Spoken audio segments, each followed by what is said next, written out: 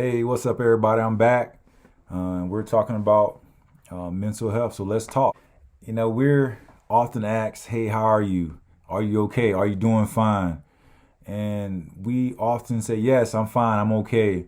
But deep down, we're not okay. We're battling some tough things. We're going through some circumstances that may seem overwhelming. And in that moment, we attempt to have that faith in believing that we will be okay. Not that we are okay, but we will be okay. Sometimes we don't want people in our business. We all have that barrier that we put up if we don't trust the person who's asking us if we are okay.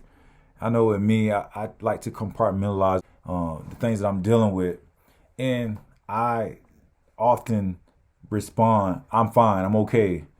But deep down, a lot of times I'm not okay. I'm dealing with some heavy things. I'm trying to push through some barriers. I'm trying to reach some goals that seem unrealistic and that seems unattainable. But I know with that push, with me feeling and believing that I'm okay, I'm able to reach my goals. I know I'm able to push through barriers, to heal, to recover, to do whatever I need to do to be better than okay, to be exceptional, to be great, to be phenomenal, to help others to push through whatever they're going through. So how are you? How are you feeling? Hey, what's up, y'all? If y'all new to my channel, click the subscribe button, hit the like button, turn on the notification, hit the bell so you'll be notified when I upload videos every week. I'm glad you came back. Hopefully that I'm able to give you something that will help you understand that mental health is a priority. Today, I asked the question, are you okay? How are you feeling? I want to cover how to heal your mind when you're not okay. Even if you're okay, how to be self-aware, how to understand how you're feeling, and hopefully that will help you to stay great, to stay feeling good. And if you're not feeling good, if you're not okay, I'm going to give you some things to do to help you heal your mind, to help you recover from whatever you are dealing with right now. And hopefully that will help you to be great. Realizing that mental health is a priority. One thing that you will do, one of many things that you do, is you will talk about how you're feeling. We don't like to do that. We don't like to talk about how we're feeling, or we don't trust people with how we're feeling. I know we're supposed to guard our heart. We're supposed to protect our inner circle. We're not supposed to let everybody in, because everybody that you let in may not be good for you. So you have to be aware of who all is in your circle, who all you let in your circle, because you're trusting them with some heavy things, and you will know if that person's for you, because if that person asks how you're doing, how you're feeling, you will get a sense of care for that person has for you. If that person asks how you're doing, and you don't have their undivided attention, they really don't care how you're feeling. They really don't care how you're doing. A person who truly wants to know how you're feeling will give you their undivided attention. They will really sincerely want to know, and they will be a listening ear. I think a lot of times I don't talk about how I'm feeling, because I feel that me talking about it seems as if I'm complaining. But lately, I understand that talking about it's not that I'm complaining. It's helping me to navigate through some difficult circumstances. It's helping me to navigate through those issues in that moment. And I'm able to push through and find solutions to my problems. Talking about how you feeling helps you deal with some deep and maybe troubling things in your life. Talking about your problems or things that you may be facing, it may be good or bad. It will help you stay in a good mental state. Talking about how you feel will allow you to let things out. You do not want to internalize how you're feeling. Of course, there's going to be some times where you hold things in, right? You compartmentalize some issues. Maybe you can't deal with it in that moment, but you have to let it out. If you're constantly bottling things up, it's gonna all come out at once, and you don't want that to happen. So talking about how you feel will allow you to let it out and not allow it to build up. And if you allow it to build up, you will blow up on people. Your attitude will be terrible. People will not want to be around you. You'll be irritable. You'll probably lose sleep over it. You will start to your attitude just will change. You will change, and that's all because you're holding everything in. You're trying to internalize everything, and we're not meant. It's not meant for us to do that because the mind it's meant for us to work things out, not internalize everything. We have to be kind to ourselves. We have to talk to others and let them know how we're feeling. Another thing that helps me to heal mentally, physically, and spiritually, exercising, staying active. Staying active helps me in difficult times. Staying active helps me to heal and to overcome certain obstacles that I'm facing. You don't have to go to the gym. You can walk. You can walk in the park. You can do some calisthenics outside. You can do a home workout. You literally can do anything to stay active. As long as your body's moving, you staying active. Regular exercise can boost your metabolism. Regular exercise will help you sleep better. Regular exercise will help you to concentrate, and regular exercise will allow you to have a positive outlook on life. Staying active and being active, your brain releases chemicals to help you feel better.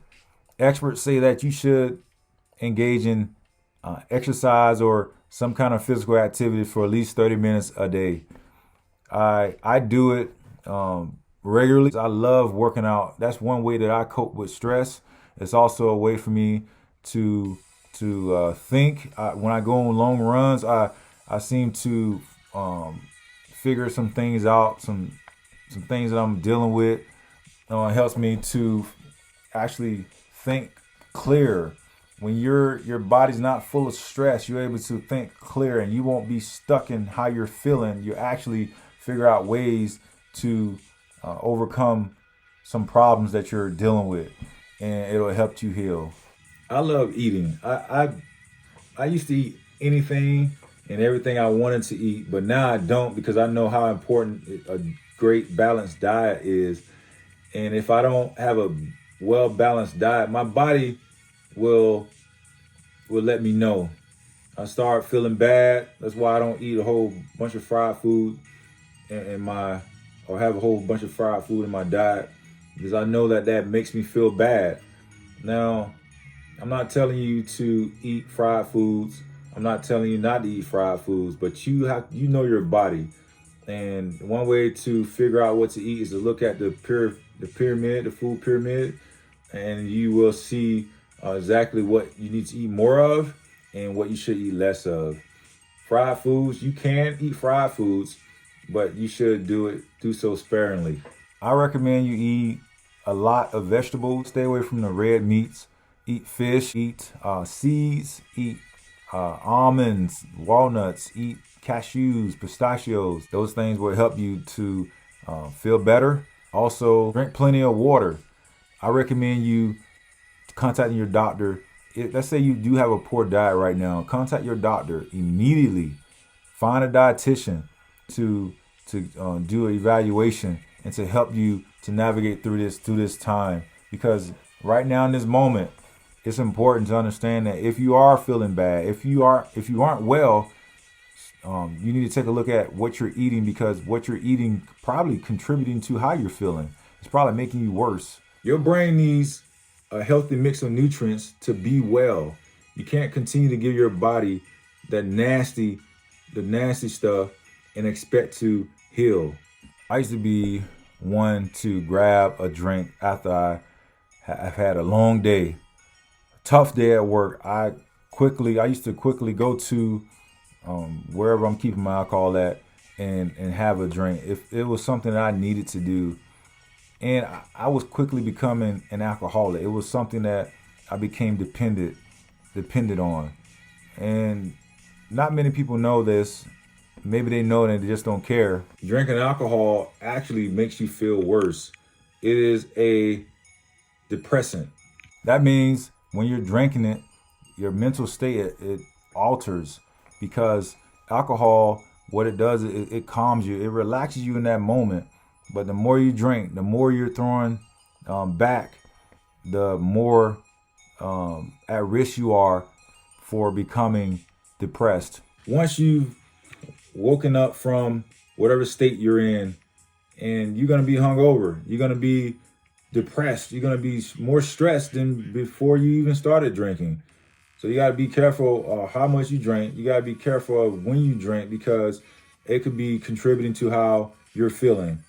You're going to drink. And it's your choice to drink, but drink responsibly. Understand that the more you drink, the more your judgment will be affected. More depressing effects will develop as you continue to drink. So understand that just because you're drinking, it doesn't mean that your problems will go away. I have a huge problem with this next one. It's staying in touch. I have a huge problem with staying in touch with people. But I know when I do finally reach out to them, it's not because I want something from them. It's because I realize that, wow, time has gone by. A significant amount of time has gone by, and I have failed to connect or reconnect with the people I love, with the people I truly care about. It's not because I don't care about them. It's not because I'm ignoring them. It's because we all have busy lives, and my schedule, my time is affected because of the demand that my work requires of me. In order to heal, in order to move forward in some things that you're dealing with, you have to reach out to other people. You have to not reach out in a selfish way, but reach out because you truly care for that person. You realize that, wow, I'm going through something. Let me reach out to them and see if they are okay. And you'll be surprised, man. There's some people who are going through worse things than we are. Not to ignore or to forget about what we're going through, but just realize that some people out there are facing far more troubles than you can ever imagine. You don't even have to be on the phone a long time. You can just pick up the phone and say, hey, I'm just calling to check on you. I'm just calling to see how you're doing. Or even shoot a quick text and say, hey, I'm just checking on you. You came across my mind. And, I hope everything's okay with you. And that's it. It doesn't have to be long, but just people want to know that you are thinking of them. People may be trying to deal with things alone, but if they feel that they have somewhat of a lifeline, they'll probably get through some difficult circumstances that they're facing. I know the pandemic, what we've been dealing with the past 2.5 years, it's been tough. It's been difficult, and we've been separated from the people we love. We probably lost friends during this pandemic. We probably even disconnected from our family members. Some of us haven't even talked to our family members in a long time. But don't allow this pandemic to further put that wedge between you and the people you love. Pick up the phone today, send a text, message them, and see how they're doing. You'll be surprised at the response that you get. People who genuinely are appreciative of you reaching out to them, you'll get a response from them. Who don't respond, that's okay. But at least you've done your part by reaching out. None of us are Superman. None of us are superheroes. Even though we like to think that we are, we like to think that we're superheroes, but we're not.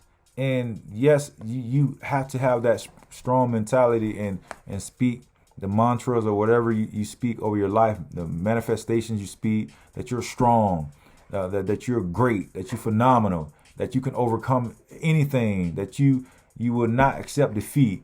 If you fail, you will not stay there. You will get up. Of course, those things are great, but we have to reach out for help when we are in need of help. It is not a sign of weakness to reach out for help, to say that, hey, I'm not okay. I need resources. I need a lifeline. If things have gotten too difficult for you, reach out. Reach out to somebody. There are thousands of resources available that will help you through this time, this difficult time. but you have to reach out for help. You have family, you have friends that are there, that are here to help. That are willing to help you. Of course, we've lost people in our family. We've lost maybe some pillars in our family that have kept us afloat.